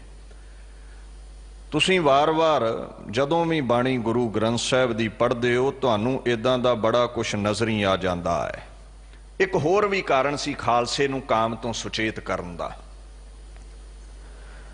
ਦਿੱਲੀ ਦੇ ਤਖਤ ਉੱਪਰ ਔਰੰਗਜ਼ੇਬ ਬਾਦਸ਼ਾਹ ਬੈਠਾ ਹੈ। ਭਾਰਤ ਵਰਸ਼ ਦੇ ਵਿੱਚ ਹੋਰ ਵੀ ਛੋਟੇ ਛੋਟੇ ਰਾਜੇ ਰਜਵਾੜੇ ਨੇ। ਰਾਜੇ ਲੋਕ ਬਹੁਤੇ ਅਯਾਸ਼ ਹੁੰਦੇ ਸਨ, ਕਾਮੀ ਹੁੰਦੇ ਸਨ, ਵਿਕਾਰੀ ਹੁੰਦੇ ਸਨ, ਨਸ਼ਾ ਕਰਦੇ ਸਨ, ਸ਼ਰਾਬ ਤੇ ਹੁਸਨ ਦੇ ਵਿੱਚ ਮਸਤ ਰਹਿੰਦੇ ਸਨ। ਸ਼ਰਾਬ ਤੇ ਹੁਸਨ ਉਹਨਾਂ ਦੀ ਕਮਜ਼ੋਰੀ ਸੀ। ਸੋ ਇੱਕ ਰਾਜ ਭਾਗ ਨੂੰ ਖਤਮ ਕਰਨ ਲਈ ਦੂਸਰਾ ਰਾਜਾ ਸੁੰਦਰ ਔਰਤਾਂ ਨੂੰ ਭੇਜਦਾ ਸੀ, ਇਸਤੇਮਾਲ ਕਰਦਾ ਸੀ। ਔਰ ਕਾਮੀ ਰਾਜੇ ਔਰਤਾਂ ਦੇ ਗੁਲਾਮ ਹੋ ਕੇ ਭੇਦ ਦੇ ਬੈਠਦੇ ਸਨ, ਸੂਹ ਦੇ ਬੈਠਦੇ ਸਨ। ਔਰ ਉਹ ਰਾਜਾ ਜਦੋਂ ਮੈਦਾਨੇ ਜੰਗ ਵਿੱਚ ਜਾਂਦਾ ਸੀ, ਉਹਦੀ ਕਮਜ਼ੋਰੀ ਦੂਸਰੇ ਰਾਜੇ ਦੇ ਸਾਹਮਣੇ ਜ਼ਾਹਰ ਹੁੰਦੀ ਸੀ, ਮੈਦਾਨ ਹਾਰਦਾ ਸੀ, ਰਾਜ ਭਾਗ ਗਵਾ ਬੈਠਦਾ ਸੀ, ਜਾਨੀ ਨੁਕਸਾਨ ਵੀ ਕਈ ਵਾਰ ਹੋ ਜਾਂਦਾ ਸੀ। ਹੁਣ ਨਿਸ਼ਾਨੇ ਤੇ ਕੇਵਲ ਰਾਜਾ ਹੀ ਨਹੀਂ ਸੀ, ਵਜ਼ੀਰ ਵੀ ਸਨ, ਸਿਪਾਹੀ ਵੀ ਸਨ, ਕਿਉਂਕਿ ਹੁਸਨ ਸਭ ਫੌਜਾਂ ਦੀ ਕਮਜ਼ੋਰੀ ਰਿਹਾ ਹੈ। ਜਦੋਂ ਇੱਕ ਰਾਜਾ ਦੂਜੇ ਰਾਜੇ ਨੂੰ ਜਿੱਤਦਾ ਸੀ, ਉਹਦੀਆਂ ਇਸਤਰੀਆਂ ਧੱਕੋ ਜ਼ੋਰੀ ਲਿਆ ਕੇ ਪਾਪ ਕਰਦਾ ਸੀ। ਪਰ ਇੱਕ ਖਾਲਸਾ ਰਾਜ ਨੂੰ ਤੁਸੀਂ ਵੇਖੋ, ਰਾਜਾ ਰਣਜੀਤ ਸਿੰਘ ਦਾ ਰਾਜ, ਕੋਈ ਵੀ ਮੁਗਲਾਂ ਕੋਲੋਂ ਜੰਗ ਜਿੱਤਿਆ ਹੈ, ਇਸਤਰੀ ਨੂੰ ਹੱਥ ਨਹੀਂ ਲਾਇਆ, ਸ਼ਾਨੋ ਸ਼ੌਕਤ ਨਾਲ ਘਰ ਪਹੁੰਚਾਇਆ ਗਿਆ ਹੈ। ਇਖਲਾਕ ਦੇ, ਕਰੈਕਟਰ ਦੇ ਸਿੱਖ ਉੱਚੇ ਸਨ। ਗੁਰੂ ਪਾਤਸ਼ਾਹ ਨੇ ਹੁਕਮ ਕੀਤਾ ਸੀ, ਮੁਸੱਲੀ ਦਾ ਸੰਗ ਨਹੀਂ ਕਰਨਾ, ਗੈਰ ਇਸਤਰੀ ਨਾਲ ਧੱਕੋ ਜ਼ੋਰੀ ਨਹੀਂ ਕਰਨੀ। ਸੋ ਇਹ ਚਰਿੱਤਰ ਤਾਂ ਲਿਖੇ ਗਏ ਸਨ। ਇਸ ਗੱਲ ਦਾ ਖਿਆਲ ਰੱਖਿਓ, ਬੜੇ ਬੜੇ ਰਾਜੇ ਕਾਮ ਵਾਸ਼ਨਾ ਵਸ ਰਾਜ ਭਾਗ ਗਵਾ ਲੈਂਦੇ ਸੀ। ਕਲਗੀਧਰ ਕਹਿੰਦੇ, ਮੇਰੇ ਖਾਲਸੇ ਨੇ ਰਾਜ ਕਰਨਾ ਏ, ਕਿਤੇ ਕਾਮ ਦਾ ਸ਼ਿਕਾਰ ਨਾ ਬਣ ਜਾਵੇ, ਕਿਤੇ ਹੋਰਾਂ ਰਾਜਿਆਂ ਵਾਂਗੂ ਗੈਰਾਂ ਦੀ ਪੱਤ ਨਾ ਲੁੱਟੇ। ਐਸਾ ਰਾਜ ਚਾਹੀਦਾ ਹੈ ਜਿਹਦੀਆਂ ਉਦਾਹਰਨਾਂ ਦੁਨੀਆ ਦੇ ਅੰਦਰ ਦਿੱਤੀਆਂ ਜਾਣ। ਤੇ ਹੋਇਆ ਵੀ ਐਸਾ। ਸਭ ਸੁਖਾਲੀ ਉਠੀਆਂ ਇਹੋ ਹੋਆ ਹਲੇਮੀ ਰਾਜ ਜੀਓ। ਰਾਜਾ ਰਣਜੀਤ ਸਿੰਘ ਦਾ, ਖਾਲਸੇ ਦਾ ਰਾਜ ਐਸਾ ਸੀ, ਸਾਰਿਆਂ ਹੀ ਸੁਖ ਮਾਣਿਆ, ਕਿਸੇ ਨਾਲ ਧੱਕੋ ਜ਼ੋਰੀ ਨਾ ਹੋਈ। ਸੋ ਯਾਦ ਰੱਖਿਓ, ਮਹਾਰਾਜ ਕਹਿੰਦੇ ਹੁਸਨ ਦੇ ਸ਼ਿਕਾਰ ਨਹੀਂ ਹੋਣਾ। ਅਗਰ ਸ਼ਿਕਾਰ ਹੋ ਗਏ ਜੀਵਨ ਅਜਾਈ ਜਾਵੇਗਾ। ਇਹਦਾ ਮਤਲਬ ਇਹ ਨਹੀਂ ਹੈ ਗੈਰ ਇਸਤਰੀ ਤੇ ਤੁਸੀਂ ਸ਼ੱਕ ਕਰਦੇ ਹੋ, ਡਾਊਟ ਕਰਦੇ ਹੋ, ਨਜ਼ਦੀਕ ਨਹੀਂ ਜਾਂਦੇ ਵੀ ਅਸੀਂ ਕਾਮ ਵਾਸ਼ਨਾ ਤੋਂ ਬਚਣਾ ਹੈ। ਇਹੀ ਸ਼ੱਕ ਦੀ ਨਜ਼ਰ ਨਾਲ ਤੁਸੀਂ ਘਰ ਵਾਲੀ ਨੂੰ ਵੇਖੋ, ਇਹ ਠੀਕ ਨਹੀਂ ਹੈ। ਗੈਰ ਨੂੰ ਗੈਰ ਸਮਝਣਾ ਹੈ, ਬਰਾਬਰ ਹੈ। ਭੈਣ ਆਖੋ ਛੋਟੀ ਹੈ, ਧੀ ਆਖੋ ਵੱਡੀ ਹੈ, ਮਾਤਾ ਆਖੋ, ਪਰ ਨਾਰੀ ਧੀ ਭੈਣ ਵਖਾਣਾ ਹੈ। ਏਕਾ ਨਾਰੀ ਜਤੀ ਹੋਏ, ਪਰ ਆਪਣੀ ਇਸਤਰੀ ਦੇ ਨਾਲ ਪ੍ਰੇਮ ਰੱਖੋ। ਕੁਝ ਐਸੀ ਸਿੱਖਿਆ ਹੈ, ਕੁਝ ਐਸਾ ਸਮਝਾਇਆ ਹੈ ਆਪਣੇ ਖਾਲਸੇ ਨੂੰ, ਆਪਣੇ ਖਾਲਸਾ ਪੰਥ ਨੂੰ ਸੁਚੇਤ ਕੀਤਾ ਕਲਗੀਧਰ ਨੇ ਵੀ ਕਾਮ ਦੇ ਇਹ ਟੋਏ ਨੇ, ਇਹਨਾਂ ਦੇ ਵਿੱਚ ਤੁਸੀਂ ਡਿੱਗਣਾ ਨਹੀਂ ਹੈ। ਔਰ ਯਾਦ ਰੱਖਿਓ, ਨਿਜ ਬਲ ਦੇ ਨਾਲ ਬਚਿਆ ਨਹੀਂ ਜਾ ਸਕਦਾ। ਜੇ ਤੁਸੀਂ ਆਖੋ ਨਾ ਮੈਂ ਨਹੀਂ ਡੋਲਾਂਗਾ, ਕਾਮ ਕ੍ਰੋਧ ਲੋਭ ਤੋਂ ਬਚਾਂਗਾ, ਇਹ ਬੜਾ ਮੁਸ਼ਕਲ ਹੈ।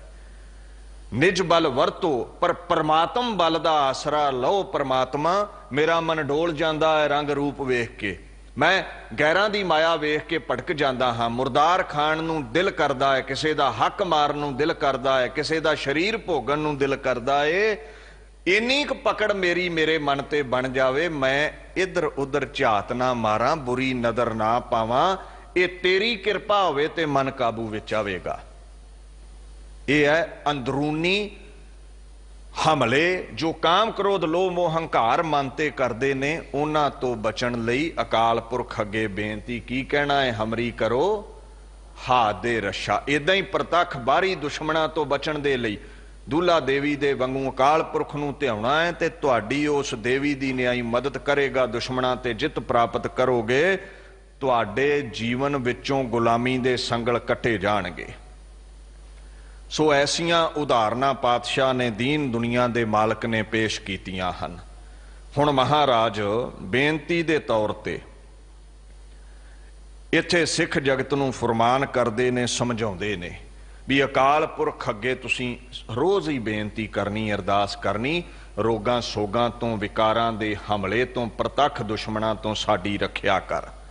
महाराज इत्थे हुक्म करदे ने, एक ओंकार सतगुर प्रसाद चौपई साहिब ये बाणी का नाम है। एक अद्वैत रूप परमात्मा दो सबना दा प्रकाशक है, वो सच्चा है, वो सतगुरु है। गुर अज्ञान खांदा है, ज्ञान बख्श दिंदा है, अज्ञान मिटाउंदा है, ज्ञान बख्शदा है। प्रसाद वो कृपालू बड़ा है, वो कृपावान बड़ा है, वो कृपा करन वाला है। सतगुर प्रसाद गुरु की कृपा नाल मिलदा है। दसम पातशाह अगे फिर अपनी बीर रसी बोली दे विच पुरजोर कलम नाल मंगल करते ने, एक ओंकार श्री वाहिगुरु जी की फतेह। एक ओंकार अकाल पुरख परमात्मा एक है, सबना दा प्रकाशक है। श्री वो शिरोमणी है, वो माया दा पति है, वो सुंदर है। जां श्री लफ्ज आपां किसे नूं आदर देण दे लई आदर बोधक शब्द वजों भी वरत लैने हैं। श्रीमान जी इदां करके आपां पुकार लैने हैं। महाराज कहंदे ने, वाहेगुरु सब दा श्रोमणी वाहेगुरु है। वो वाह रूप है, भाव आश्चर्य रूप है। उसकी माया नूं वेखदे हां, उसकी रची प्रकृति नूं वेखदे हां, उसकी इस महान रचना नूं वेखदे हां, उस परमात्मा दे बेअंत गुणां नूं वेखदे हां। वो जो साडे ते एहसान करदा है, रहम करदा है, रहीम है, कृपा करदा है, कृपालू है, दया करके झोली भरदा है, दयालु है। जदों ओदी इस रचना नूं वेखदे हां, ओदे गुणां नूं वेखदे हां, समझदे हां ते मूहों की निकलदा है, वाह आश्चर्य रूप है, ओदे वर्गा कोई दूसरा नहीं है। मलो मली मूहों वाहो वाहो निकलदा है। जिवें गुरु ग्रंथ साहिब विच आउंदा ना, वाहो वाहो तिसनूं आखी है जे सब मैं रहा समाए। असीं एक जगह मौजूद रह सकते हैं, एक स्थान ते। अकाल पुरख हर जरे विच मौजूद है, हर जरे विच समाया होया है। उहदा ऐसा आश्चर्य रूप देख के ही कहंदे हां, वाहो वाहो तिसनूं आखी है जे देंदा रिजक संभाहे। सारियां नूं रिजक दे रहा है और रोजी दे रहा है, रोटी दे रहा है। कलगीधर जिवें जफरनामे च कहंदे ने, अमा बख्शो बख्शिंद ओ दस्तगीर रजा बख्श रोजी देहो दिल पजीर। ओ दस्त फड़ के, हाथ फड़ के, गीर फड़न वाला अकाल पुरख सबना नूं रोजी रोटी दे रहा है, मन पाउंदियां दातां दे रहा है। इत्थों तक गुरु ग्रंथ साहिब कहंदे पत्थरां दे विच भी कई कीड़े ने, उन्हां तक भी भोजन पहुंचा दिंदा, तू क्यों इन्ना फिक्र करदा है। सैल पत्थर मह जंत उपाए तांका रिजक आगे कर धरिया, फिक्र ना कर कहंदे। सो ऐसे कौतक वेख के ओदे लई मूहों की निकलदा है, नानक वाहो वाहो इको कर सालाही है जे सतगुर दिया दिखाए। कहंदे वो रब ते दिखदा नहीं, कहंदे अकाल पुरख की कृपा होवे ते आश्चर्य रूप परमात्मा नजरी आ जांदा है। वाह गुरु, गू तो भाव है अंधकार, रू तो भाव है प्रकाश। जो अंधकार नूं अगियान नूं मिटाउंदा है, प्रकाश बख्शदा है। जिथे गूढ़ हनेरा होवे दीवा बाल दो ते प्रकाश हुंदा है। इउं अगियान नाल भरी साडी सुरती दे अंदर जदों बाणी दा ज्ञान दीवा बन के जगदा है, अगियान मिट जांदा है। अगे लफ्ज़ है जी की फतेह, जी आदर बोधक लफ्ज़ है, ते फतेह ये अरबी दा लफ्ज़ है विजय, जित, जो कदे हारदा नहीं है। खालसा पंथ नूं सुरजीत कीता, मुरदियां विच रूह फूंक के बीर रस पैदा कीता, ते ऐसे भारे भारे बोल बख्शे। इहो जे जिहड़े बाणी दे मंगल ने ना दसम ग्रंथ दे, इन्हां तो ही साडी फतेह बनी है। वाहिगुरू जी का खालसा, वाहिगुरू जी की फतेह। जिवें इस मंगल चों लै लिया वाहिगुरू जी की फतेह। हुण इत्थे खालसा लफ्ज़ कित्थों लिया है? पूरन जोत जगह घट मैं तब खालस ताहे ना खालस जानै। खालस निरोल, विकारां तो रहत, उपरामता हासल उस बुलंद हस्ती लई वरतिया है जिहड़ा उपराम हो गया होवे, मोह माया तो उठिया होवे। सो इउं साडी फतेह बनी है सिखा। अगे कहंदे ने वाहिगुरू तेरी सदा ही फतेह है, तू कदे भी हारदा नहीं है। हार जित मनुख दी है, अकाल पुरख किसे तो हारदा नहीं, सदा ही जितदा है। पातशाही दसवीं, पात कहंदे ने तख्त नूं फारसी दे विच, शाही शाह मालक सुल्तान जो तख्त दा मालक है। अकाल पुरख दे अगमी अजमती नूरानी मुजस्मे दा मालक, ओदी अगमी जोत दा वाली, दसवां महल गुरु गोबिंद सिंह जिथे गुरु नानक दी अकाल पुरख दी जोत समाई है। वो पातशाह है कुल कायनात दा। कबिओ बाच बेनती चौपई, कबिओ बाच दा भाव है गुरु साहब एक निर्माणता विच आके कवि बन के गलूए मुबारक तो उचारण करते ने। की उचारते ने? बेनती, अकाल पुरख अगे अरदास करते ने, रोगां तो सोगां तो विकारां तो रखना कर, ऐसा वो बचन करते ने। महाराज गुरु नानक साहब ने बाणी विच अपने आप नूं अकाल पुरख दा ढाडी कह के पुकारिया है, कवि कह के पुकारिया है। निर्माणता दे विच वो बोले ने, हूं ढाडी का नीच जात। अपने आप नूं निर्माण किया है अकाल पुरख, तेरे गुण गाउंदा हां। जैसी मैं आवे खसम की बाणी तैसड़ा करी, ज्ञान वे ला लो। तेरे हुक्म विच जिहड़ी बाणी आउंदी है, कवि बन के मैं वो गाउंदा हां। इसे तरह कलगीधर पातशाह बाणी गाउंदे ने। इत्थे लफ्ज़ है चौपई, चतुष्पदी, एक चातरिक छंद है जिसका लक्षण है 4 चरण ने, प्रति चरण 15 मात्रा ने। पहला विश्राम 8 ते है, दूसरा जिहड़ा विश्राम है 7 ते है, ते अंत नूं गुरु लघु ते है। भाव वो छंद जिहदे 4-4 पदे ने, 4-4 पंक्तियां ने। ये खास बाणी नूं चौपई साहब तां कहिंदे हां, चौपई छंद दे विच ये बोल रचे गए ने। सो इहदियां होर भी उदाहरणां आपां नूं बाणी विच मिल जांदियां ने इस छंद बाबत। सो खैर दीन दुनिया दे मालक गुरु गोबिंद सिंह पातशाह ये पाक बाणी उचारदे ने। और इहदी जिहड़ी दसम ग्रंथ दे अंदर पाक अंग दे उत्ते सुशोभित होण दी जगह है ना, वो है 1388 अंग। सो ये पाक बाणी रखिया दे लई है। कल नूं इस बाणी दी जो अगमी विचार है गुरु गोबिंद सिंह पातशाह ने झोली पाई है, उसका आगाज होवेगा। और यदी डेट भी महाराज ने साफ लिखी है, सम्मत 17 सहस भणिजै। सम्मत 1700 है, 17 सहस भणिजै। सहस का मतलब की है? 100 नूं अध विच लै आओ तुसीं, अर्ध सहस फुन 3 कहजै। सम्मत 1700 है, अर्ध सहस 100 नूं अध च कर लो, 50 बन गया, 1750।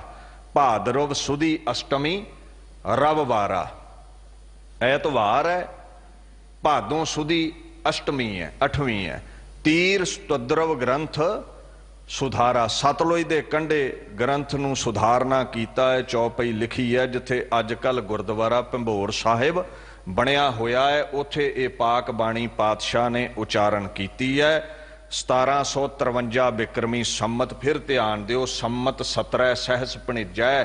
17 ਨੂੰ 100 ਨਾਲ ਮਲਟੀਪਲਾਈ ਕਰੋ, 1700 ਅਰਧ ਸਹਿਸ। 100 ਨੂੰ ਅੱਧ ਵਿੱਚ ਲੈ ਆਓ, 50 ਰਹਿ ਗਏ। 1750 ਫੁਨ 3 ਕਹਿਜਾ, 3 ਨੂੰ ਐਡ ਕਰ ਲਵੋ।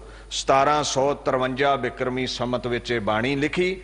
1756 ਬਿਕਰਮੀ ਸੰਮਤ ਵਿੱਚ ਅੰਮ੍ਰਿਤ ਸੰਚਾਰ ਹੋਇਆ। 3 ਸਾਲ ਅੰਮ੍ਰਿਤ ਸੰਚਾਰ ਤੋਂ ਪਹਿਲਾਂ